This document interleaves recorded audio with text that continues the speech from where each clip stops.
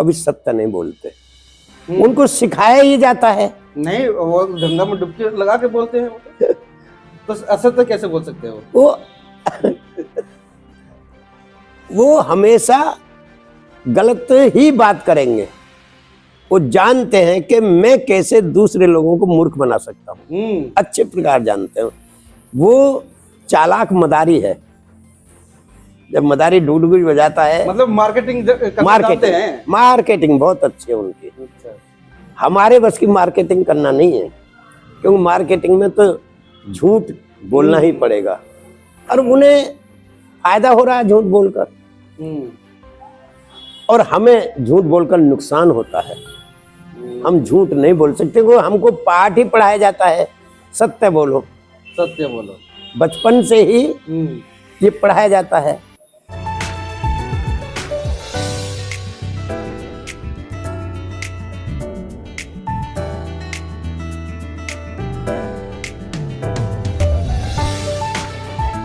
विधानसभा चुनाव है और सारी पार्टियां दिल्ली विधानसभा चुनाव की ओर झुक चुकी हैं। एक से एक वादे, जैसे फ्री पानी बिजली जो भी पब्लिक के लिए प्रोवाइड करा रही है, ये वादा, और दूसरी तरफ बढ़ चढ़कर उनसे भी ज़्यादा वादा, यानी वादे पे वादे, और फ्री की रेवड़ियाँ ऐसे बट रही है मुफ्त में। ऐसा लगता है कि कहीं ना कहीं जनता का शोषण किया जा रहा है। नमस्कार, मैं संतोष कुमार अम्बेस, और हमारे साथ में है खास मेहमान, और नाम के मोहताज नहीं है। बीएसपी पार्टी के एक पुराने वरिष्ठ नेता हैं हमारे बीच में, धर्मवीर सिंह अशोक जी, जो कि पूर्व एमएलसी भी रह चुके हैं और पूर्व मंत्री भी रह चुके हैं।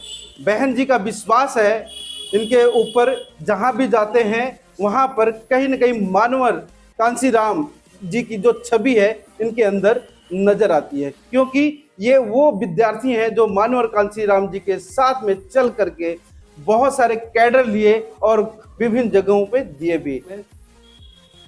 दिल्ली विधानसभा चुनाव को लेकर के आपका क्या अभी रुझान है? क्या मानते हैं कि जो दिल्ली विधानसभा की जो चुनाव है, जिस प्रकार से बीजेपी भी अपने वादे बढ़ा रही है, और केजरीवाल यानी आम आदमी पार्टी वो भी अपने जो फ्री की जो रेवड़ियां जनता तक पहुंचा रही है या परोस रही है थाली में, इन सब गणन के बारे में आपका क्या मानना है? सबसे पहले मैं आपको और आपके बहुजन मीडिया को बधाई देता हूं कि आपने मुझसे जो सवाल किया है, तो उसके बारे में मैं लगभग जल्दी ही 3.5 महीने पहले 10 अक्टूबर को मैं, और मुझे 20 सीटों पर काम करने का मौका मिला है। हमने अपने साथियों के साथ मिलकर हर सीट पर तैयारी की और उस पर पूरी ईमानदारी से सब लोगों ने मिलकर मेहनत की, और आज इस मुकाम पर पहुंचे हैं कि इस बार बहुजन समाज पार्टी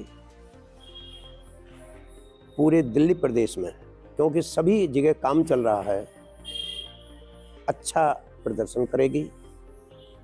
और जहां तक इनकी रेवड़ी बांटने का सवाल है, इन्होंने हमेशा जो भी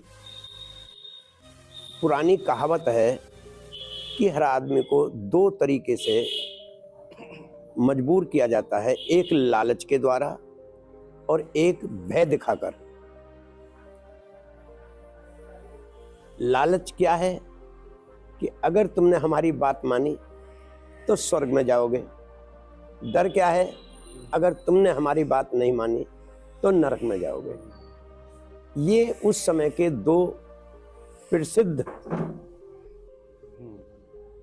मुहावरे हैं, और इस देश की जनता बहुत ही गरीबी में पली है, गरीबी को देखा है और कमजोरी को देखा है, और उसको ज्ञान भी नहीं हुआ था। ये तो धन्यवाद देता हूं मैं बाबा साहब डॉक्टर अम्बेडकर और बहुजन समाज पार्टी को, जिसको आज बहुजन समाज पार्टी की राष्ट्रीय अध्यक्ष आदरणीय बहन कुमारी मायावती जी लेकर चल रही हैं, उन्होंने बहुजन समाज पार्टी के माध्यम से समाज में एक जागृति पैदा की और उसको ना बिकने वाला बनाने का प्रयास किया। वैसे तो ये संदेश मान्यवर कांचीराम साहब ने बहुत पहले दिया था, लेकिन आज हम उनके आदर्शों को मानकर, उनकी बताई हुई बातों पर चलकर समाज को जगाने का काम कर रहे हैं। वैसे एक मेरे जो दिमाग में बात आती है, मैं काफी दिन से काम कर रहा हूं कि जनता को मूर्ख बनाना बहुत आसान काम है, लेकिन यह समझाना कठिन काम है कि तुम्हारा मूर्ख बनाया जा रहा है। बकरे बन रहे हो, बलि के बकरे बन रहे हो। लेकिन फिर भी जो समझदार लोग हैं, जो समझने का प्रयास करते हैं, और जब मैं अपनी बात कहता हूं तो उन पर काफी असर होता है और वे लोग सोचने के लिए मजबूर हो जाते हैं। मैं उदाहरण के माध्यम से लोगों को समझाता हूं, और जो कुछ भी है आज, चाहे केजरीवाल जी 2100 रुपये दे रहे हैं, चाहे भारतीय जनता पार्टी 2500 रुपये दे रही है, चाहे कांग्रेस वाले कुछ और दे रहे हैं, लेकिन बहुजन समाज पार्टी ने ऐसा कोई वायदा नहीं किया है जो प्रलोभन पर आधारित हो। बहुजन समाज पार्टी समझाने का काम कर रही है। जागो, ये जो सरकार चलाने के रूप में बजट मिलता है, जिस पार्टी की सरकार बनती है उसको अरबों रुपए का बजट मिलता है, खरबों रुपए का बजट मिलता है, और उसमें से थोड़ा सा 1000 रुपये 2000 रुपये या चुनाव के समय वोट खरीदने का काम करते हैं। जनता नहीं समझ पाती कि इस 1000 रुपये लेकर, 500 रुपये लेकर क्या हम अपना जीवन काट सकते हैं। जनता को हम ये समझाते हैं कि आप उनसे कहो कि हमको 1000 रुपये नहीं चाहिए, हमको रोजगार चाहिए, हमको 5 किलो राशन नहीं चाहिए, हमको रोजगार चाहिए, हमको शिक्षा चाहिए, हमको चिकित्सा चाहिए, सुरक्षा चाहिए। लेकिन इनकी तरफ किसी का ध्यान नहीं होता।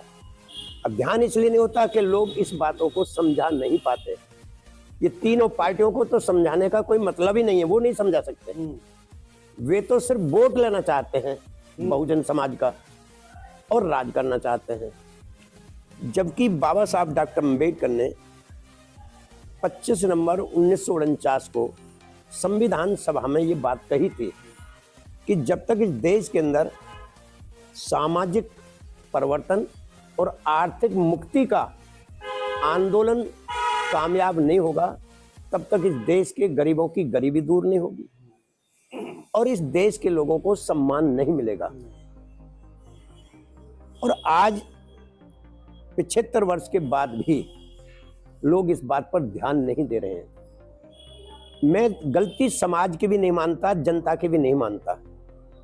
मैं गलती मानता हूं उन लोगों की जो समझदार हैं, जो जाग गए हैं, जिन्हें पता है कि हमारा भविष्य चौपट होने वाला है, हमारे बच्चों का भविष्य जो है खराब हो जाएगा। उन्हीं की गलती है। वे लोग ना तो घर छोड़ रहे, ना समाज के बीच में जा रहे।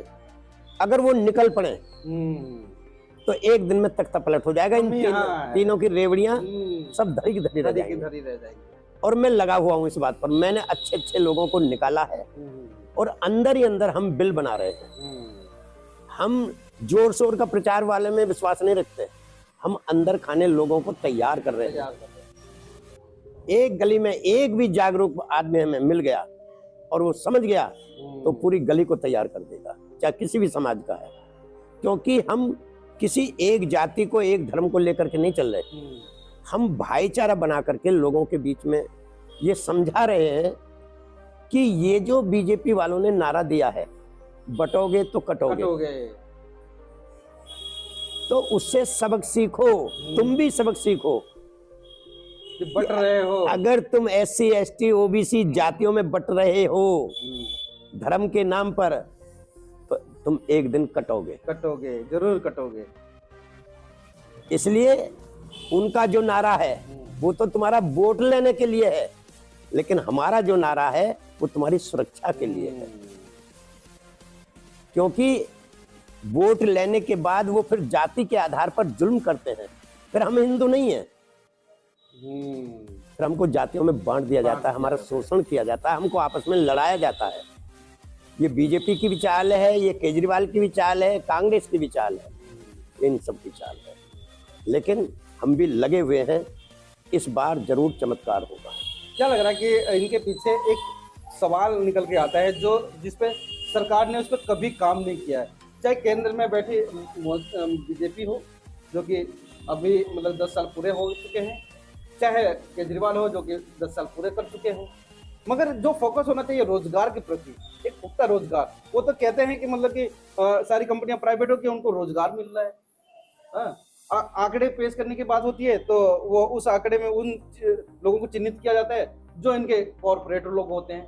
तो उस बेड़ियों को तोड़ने के लिए मतलब क्या, मतलब कि आप तो काफी तजुर्बे पुराने मंत्री भी रह चुके हैं। देखिए, मोदी जी हमेशा असत्य बोलते हैं, कभी सत्य नहीं बोलते। उनको सिखाया ही जाता है। नहीं, वो गंगा में डुबकी लगा के बोलते हैं, तो असत्य कैसे बोल सकते हो?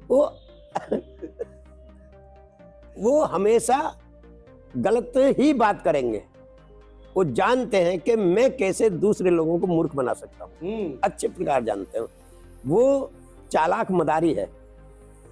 जब मदारी डुडुगी बजाता है, मतलब मार्केटिंग बहुत अच्छी है उनकी।